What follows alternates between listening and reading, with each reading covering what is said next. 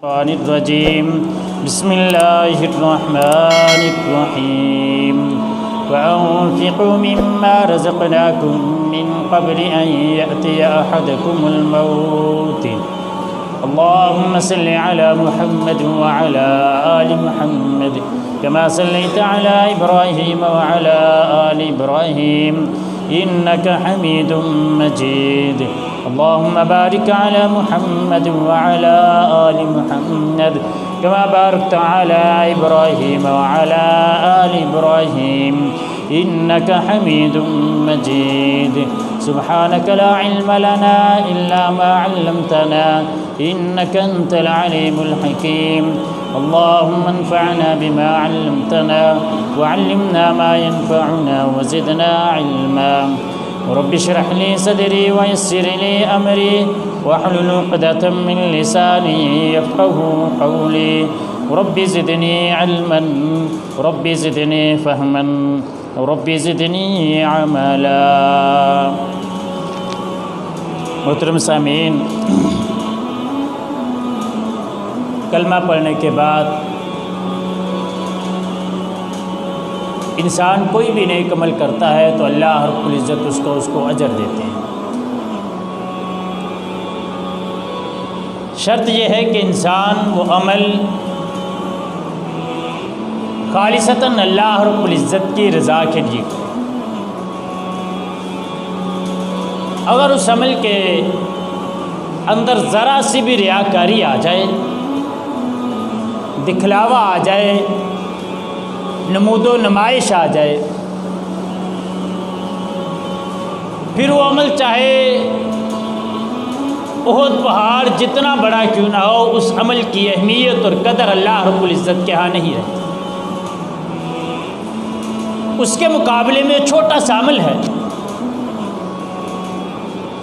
اور انسان خلوص سے نیت کے ساتھ وہ عمل کرتا ہے، اللہ رب العزت اس چھوٹے عمل کو، اس کی پرورش کر کے اس کو پہاڑوں جتنا بڑا کر دے. جیسے کہ رسول اللہ صلی اللہ علیہ وسلم کی مشہور حدیث ہے کہ آقا علیہ الصلوۃ والسلام نے فرمایا کہ ایک بندہ کھجور کے برابر اللہ رب العزت کے راستے میں صدقہ کرتا ہے، پھر اللہ رب العزت اس کھجور کے برابر صدقے کو کیا کرتے ہیں؟ فرمایا یربیہا لصاحبہا کما یربی احدکم فلوہ. اللہ رب العزت اپنے اس بندے کے دیے ہوئے کھجور کے برابر صدقے کو، اس کی پرورش اس طرح کرتے ہیں جیسے کوئی آدمی اپنے گائے کے بچے کی پرورش کرتا ہے. حتیٰ تکون مثل الجبل، یہاں تک کہ وہ پہاڑ کے برابر ہو جاتا ہے. اللہ رب العزت خلوص سے نیت کے ساتھ کیے ہوئے صدقے کو، وہ کوئی بھی عمل ہو، چھوٹا ہو، اللہ رب العزت اس کی پرورش کر کے اس کو بڑھا دے. انہی اعمال میں سے ایک یہی عمل صدقہ ہے، اور صدقہ عمل ایسا ہے کہ انسان اس کو جتنا چاہے چھپا سکتا ہے، جتنا چاہے چھپا سکتا ہے.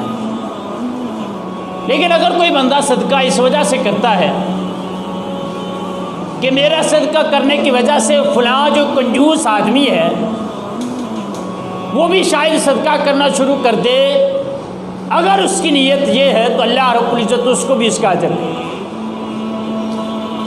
لیکن اگر اس کی نیت میں یہ آ گیا کہ فلاں یہ کہے کہ بڑا سخی آدمی ہے، پھر وہ چاہے دن کے اندر لاکھوں کا صدقہ کرنے والا ہو، ہزاروں کی تعداد میں لوگوں کو کھانا کھلانے والا ہو، وہ یتیموں کی پرورش کرنے والا ہو، وہ جس طرح کا بھی صدقہ کرے اللہ رب العزت کو قابل قبول نہیں.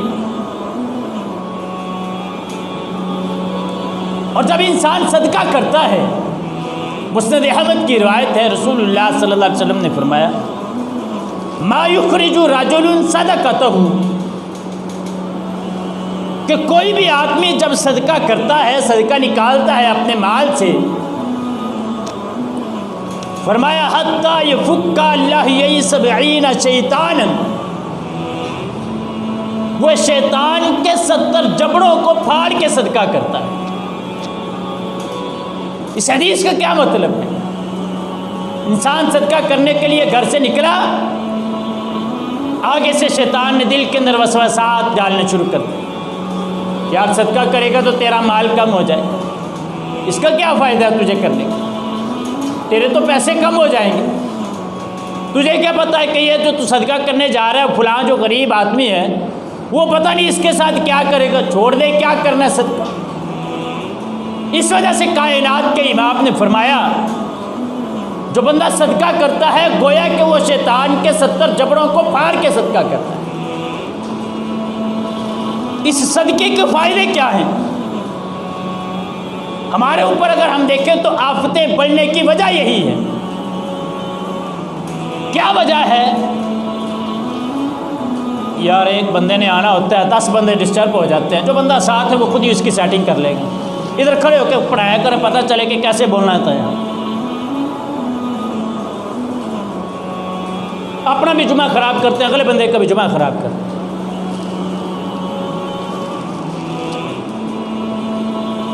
آفتیں بڑھنے کی وجہ یہ ہے کہ ہم نے صدقہ کرنا چھوڑ دیا۔ اگر ہم دیکھیں، کبھی آزما کے دیکھ لیں کہ پریشانیاں، مصیبتیں، تکلیفیں، بیماریاں ہیں، آپ اللہ رب العزت کے راستے میں صدقہ کرنا شروع کر دیں تو یقین کریں ساری پریشانیاں، مصیبتیں، آفتیں ٹل جائیں گی۔ اور ایک غلط فہمی اور بھی دور کر دوں جو ہمارے ذہنوں کے اندر بیٹھی ہوئی کہ شاید ہمارے ذہن میں یہ بیٹھا ہوا ہے کہ صدقہ اس نے کرنا ہے جس کے پاس لاکھوں روپیہ ہے، جس کے پاس گاڑیاں ہیں، جس کے پاس بینک بیلنس ہے، جس کے پاس کوٹھی ہے، جس کے مربع ہیں، جس کی زمینیں ہیں۔ کہیں حدیث میں یہ نہیں آیا کہ جس کے پاس 1 لاکھ روپیہ اس نے صدقہ کیا۔ صحابہ کرام کی سیرت کو پڑھ کے دیکھو، وہ صحابی جو ساری رات مزدوری کر کے 1 سا کھجور لے کے اللہ کے نبی کی خدمت میں حاضر ہوئے تھے، اللہ کے نبی نے وہ کھجوریں پکڑی اور پکڑ کے پورے ڈھیر کے اوپر ایسے بچھا دی۔ یہ نہیں فرمایا کہ تو ساری رات مزدوری کرتا رہا، تو نے صدقہ نہیں کر۔ آپ کے پاس 10 روپے ہیں، روز کے 10 روپے اللہ رب العزت کے راستے میں صدقہ کر۔ جتنی اللہ رب العزت نے توفیق دی ہے اتنا اللہ رب العزت کے راستے میں صدقہ کر۔ کبھی گھبرائیں نہ کہ جب پیسے آئیں گے پھر صدقہ کریں گے، جب مال آئے گا پھر صدقہ کریں گے، جب گاڑی ہوگی پھر زکوٰۃ نکالیں گے۔ زکوٰۃ ایک علیحدہ ایشو ہے، لیکن صدقہ کوئی بھی بندہ اپنے حلال مال سے 5 روپے بھی اللہ رب العزت کے راستے میں خرچ کرے، اللہ رب العزت قیامت کے دن اس کو پہاڑ بنا کے اس کے سامنے لکھائے۔ اس صدقے کا کیا فائدہ ہے؟ یہ صدقہ انسان کرتا ہے، انسان کا نفس پاک ہوتا ہے۔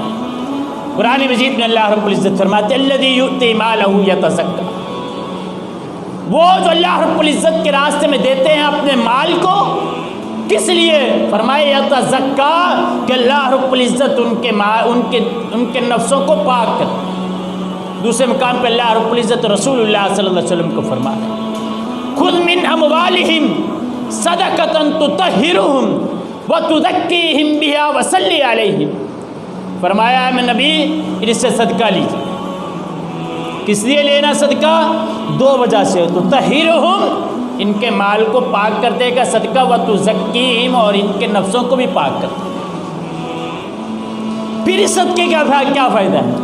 مال میں اضافہ ہوتا ہے۔ ہم یہ سوچتے رہتے ہیں کہ شاید صدقہ کرنے سے مال میں کمی ہوتی ہے۔ اللہ رب العزت فرماتے ہیں قل ان ربی یبسط الرزق لمن یشاء من عبادہ ویقدر لہ وما انفقتم من شیء فہو یخلف، جو بھی بندہ اللہ رب العزت کے راستے میں خرچ کرتا ہے اللہ رب العزت اس کو اپنے پاس محفوظ رکھتا ہے۔ دوسرے مقام پہ فرمایا مثل الذین ينفقون اموالهم کمثل حبۃ انبتت 7 سنابل فی کل سنبلۃ 100 حبۃ واللہ یضاعف لمن یشاء اللہ رب العزت فرماتے ہیں میرے راستے میں خرچ کرنے والے کی مثال ایسے ہے کہ وہ زمین میں گندم کا ایک دانہ بوتا ہے، ہم اس سے 7 سٹے لگاتے ہیں، ہر سٹے کے ساتھ 100 بالیاں ہوتی ہیں، 100 دانہ نکلتا ہے اس میں۔ اس طرح اللہ رب العزت مال کو بڑھاتا ہے۔ ہم نے شاید سمجھا کہ مال کم ہوتا ہے، اگر یقین کریں مال کم ہوتا نا تو ابوبکر صدیق کبھی اپنا سارا مال لا کے اللہ کے نبی کے قدموں میں ڈھیر نہ کرتے۔ حضرت عمر فاروق اپنا آدھا مال نہ لے کے آتے۔ جو منکرین حدیث ہے وہ بڑی بڑی باتیں کر جاتے ہیں، یہاں پہ آ کے کہتے ہیں ابوبکر صدیق کو پتہ نہیں کیا ہوا تھا، انہوں نے لا کے سارا مال اللہ رب العزت اللہ کے نبی کو دے دیا تھا، پتہ نہیں کیا ہوا تھا ان کو۔ اور یارو ہماری طرح ان کا یقین نہیں تھا، ہم نام کا یقین اللہ رب العزت پہ رکھتے ہیں، ان کا بھروسہ بھی اللہ رب العزت کے اوپر۔ وہ سمجھتے تھے کہ دینا کس کے راستے میں ہے؟ اللہ کے راستے میں۔ آیا کہاں سے ہے؟ اللہ نے دیا ہے، پھر کون دے گا؟ پھر بھی اللہ رب العزت ہی دے گا۔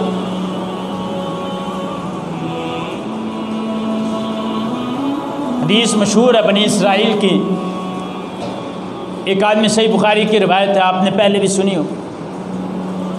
ایک آدمی جا رہا تھا، اس نے بادلوں سے آواز سنی، کسی نے حکم دیا بادلوں کو کہ جاؤ جا کے فلاں آدمی کے پانی جو زمین ہے وہ خشک ہو رہی ہے اس کو پانی لگانا ہے۔ وہ آدمی ساتھ ساتھ بادلوں کے چل پڑا، دیکھا جا کے بادل پر سے پہاڑ کے اوپر وہاں سے ندیوں نالیوں سے ہوتا ہوا پانی چل پڑا۔ اس نے دیکھا کہ ایک آدمی اپنی فصل کی طرف اس پانی کا رخ موڑ رہا ہے۔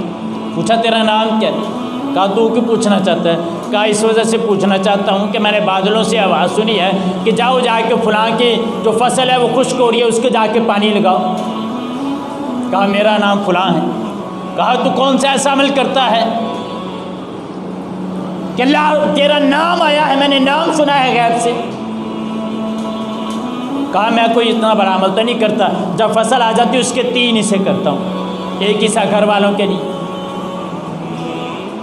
ایک حصہ دوبارہ اس فصل کے اوپر لگانے کے لیے، اور ایک حصہ اللہ رب العزت کے راستے میں خرچ کر دیتا ہوں۔ کہا اچھا، اب یہ حدیث آپ کو کچھ سنے وہ سوچتا پتہ نہیں یہ کیسے ہو، پتہ نہیں یہ کیسے ہو۔ اور یقین کریں آپ اس طرح کر کے دیکھیں، اللہ رب العزت آج بھی آپ کو اسی طرح برکتیں دے سکتے ہیں۔